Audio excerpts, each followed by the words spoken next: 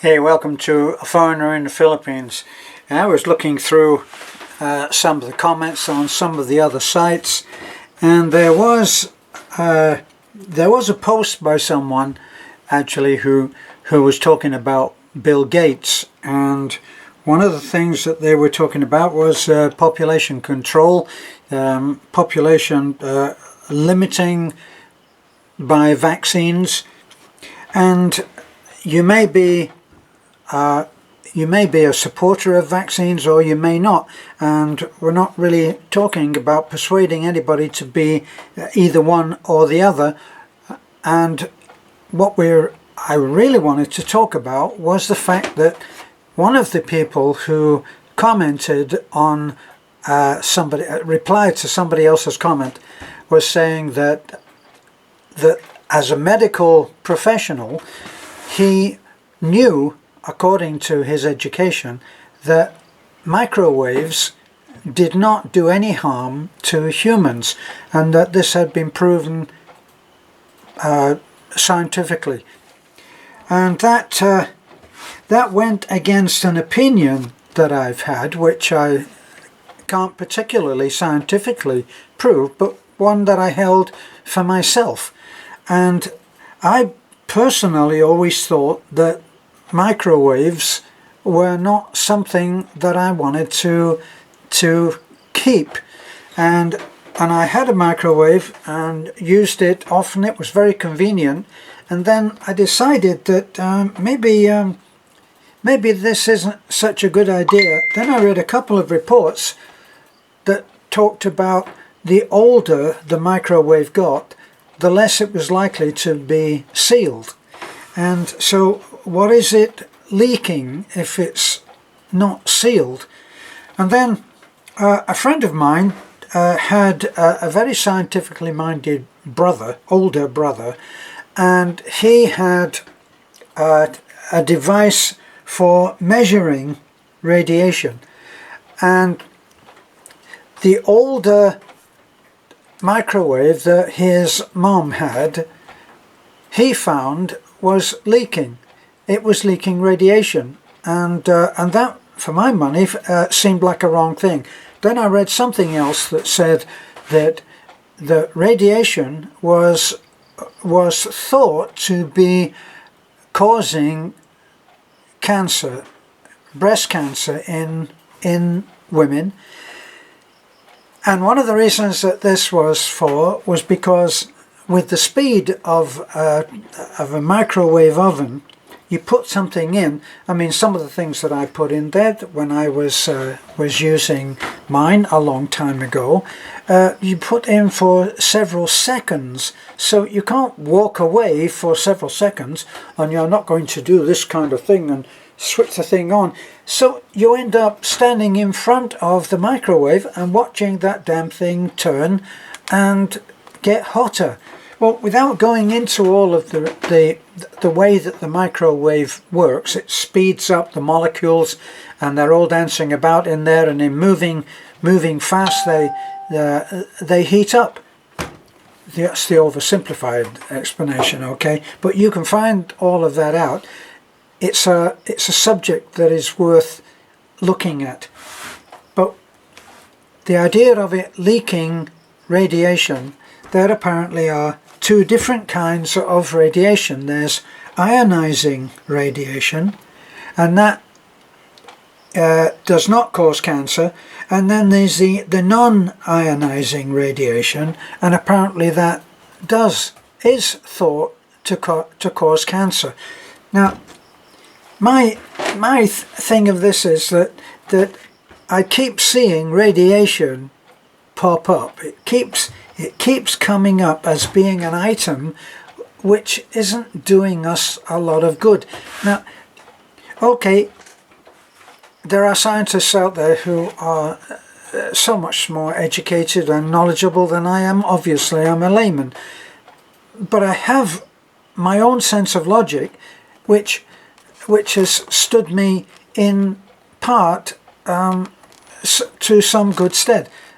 Now, for instance, why would you assume that the radiation that is in a microwave will cook meat, but not cook you.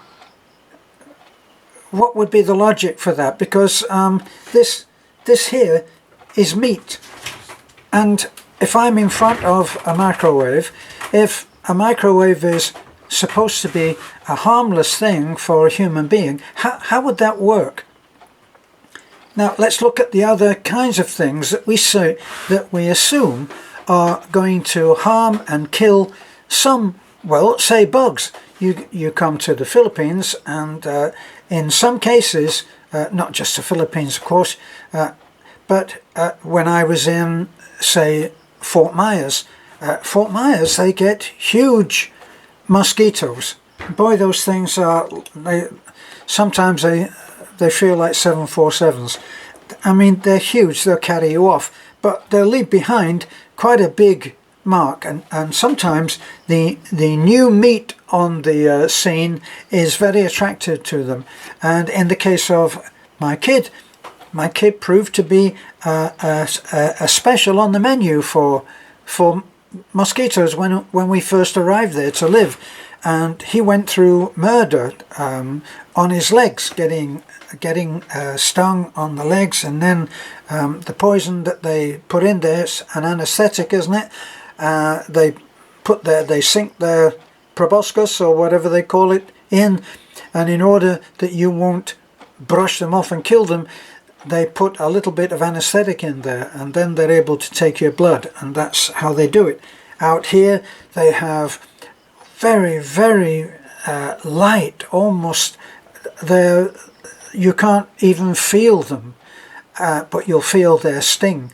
So people spray themselves with a killer which will kill the mosquito, and my thought on it was, if it kills another living organism and it's on your skin, does it recognize human skin or something? Is there something very clever in that spray that it won't harm humans but it will kill the mosquitoes? That's my reasoning on it, a kind of a self-logic of which we should all be using our own ideas on this thing. I mean, when you think about things like Coca-Cola, and they realized that people wanted to drink Coca-Cola, but they didn't want to take in the sugar. So what did they do? They found an alternative, and they started putting in, I think, a substance called aspartame. Now, go online and type in aspartame on YouTube or on Google. Google it, aspartame.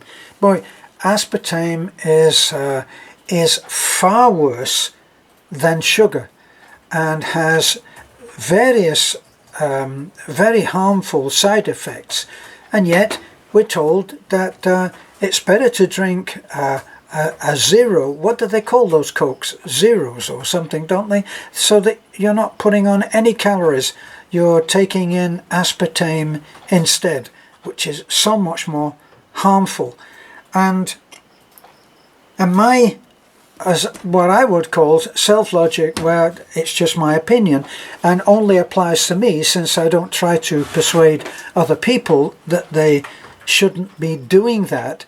But there are things which are on the market which we perhaps should be looking at least. So at best, it should be possible for anybody with a strong opinion about something, which is based in their sense of logic, to say, go and look at it.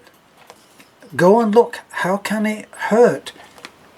I've just had an email from someone, a subscriber, and he sent me a piece of information that was quoting from a doctor about the coronavirus, and it is apparently now claimed that the virus can survive freezing cold. It can survive that. It can survive low temperatures, but it cannot survive high temperatures. So the temperatures that they were talking about, which would kill the coronavirus, were up in the 130 Fahrenheit or possibly more. And so the problem would be that even for us here on the Philippines, I walk out after maybe 10:30 or 11, and it can be 100 out there, 100 Fahrenheit. So how could I generate enough heat to be able to kill a virus if I thought that I was infected? Well, you've got a hairdryer, and by turning the hairdryer on yourself obviously at a comfortable distance, you could be breathing in very hot air, and if you can do that for a few minutes, and if you felt that this was a preventive action, then you might do that for 3 or 4 minutes. And if you thought that you were displaying some kind of symptom that could be linked to the virus or any virus, then you might want to do that several times a day. How would I view that? How do I know it's going to work? Well, I don't, but I've got a hairdryer, and if I start to exhibit the kind of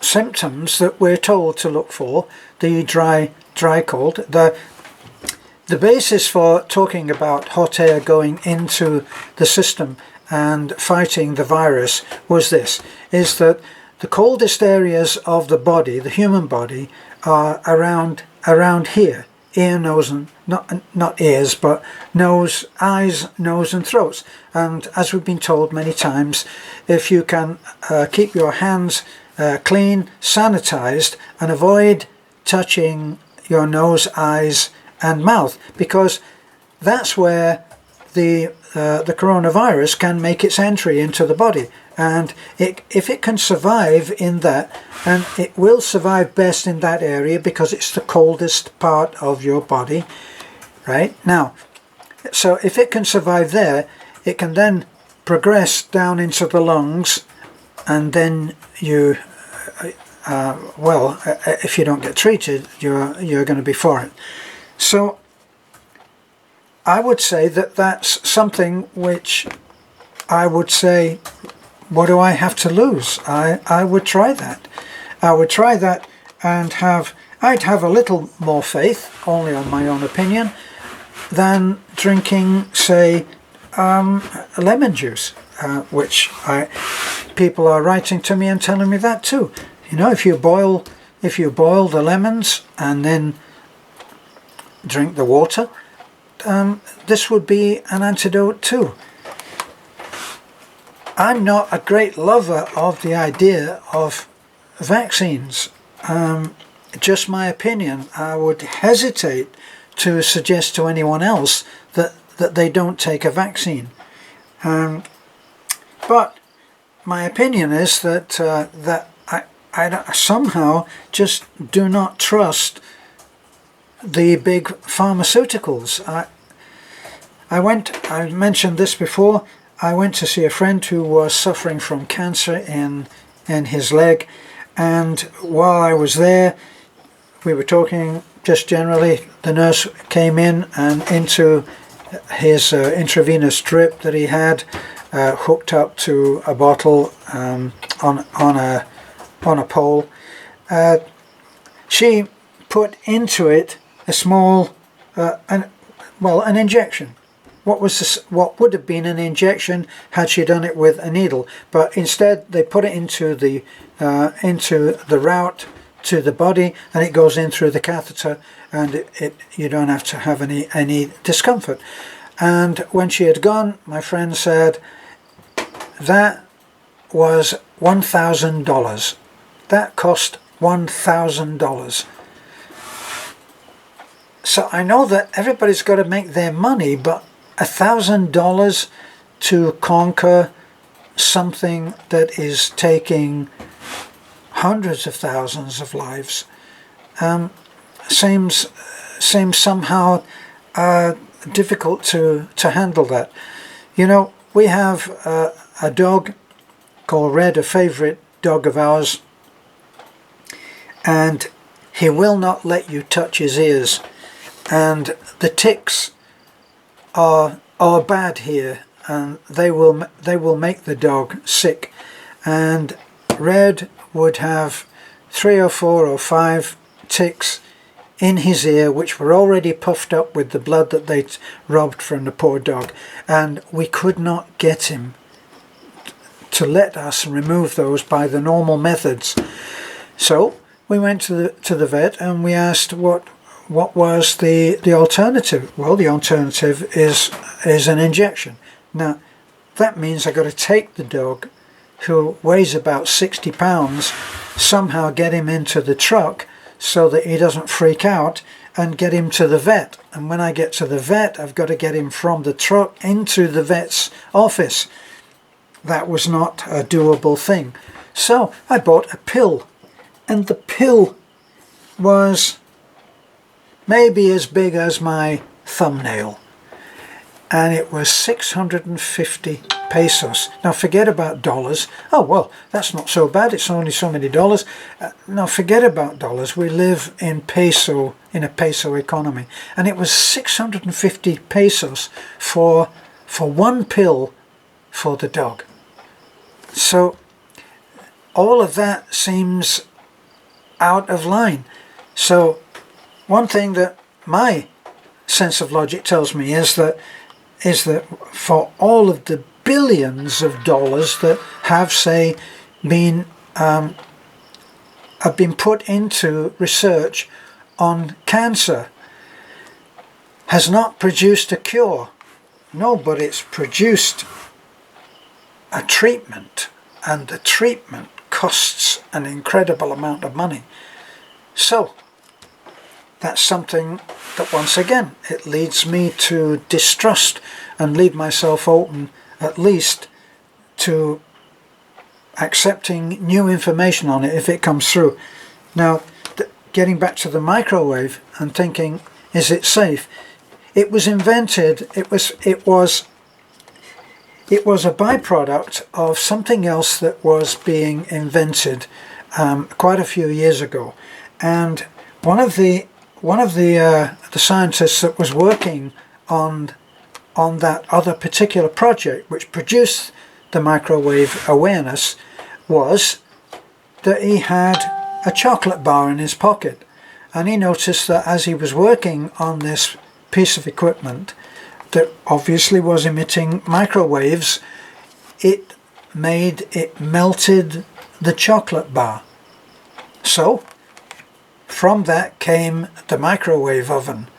And my thought is, if it melted, if those stray microwaves melted the chocolate bar in his pocket, did the microwave know not to go into his leg? Did it somehow know that? Haven't we all been told about being careful how we offer, say, an animal a piece of food? Does the animal know where the food ends and the hand begins? Well, some dogs certainly don't. So microwave ovens, it's worth going into and looking, because I looked at quite a few different sites. Some of them said it's totally safe, this is what it does, it just bounces the molecules around and it doesn't remove any more vitamin, it doesn't remove any more of the nutrition from the food than cooking does. So limit your cooking time, it's the same thing, and it doesn't have any harmful effects on the body. And then the next one went more into, as I just described, about the melted chocolate bar, and how that then led on to the invention of the microwave oven. it was a lot more factual in terms of scientific data that would support the idea that it was not a good idea to have a microwave oven in your house. Now, for me, we don't have a microwave oven. I thought about it, thought of giving into it in the same way that I give in today when we went to Jollibee and I had a Coke. And I know it's not good for me, and I had it. And tomorrow I'll stop having it in future, and I'll never ever crumble, cheat. Yes, maybe. So that's enough on this. Thanks for listening. Bye for now. At least look about the microwave and look and see whether you really trust it yourself. That's all I say. Bye for now.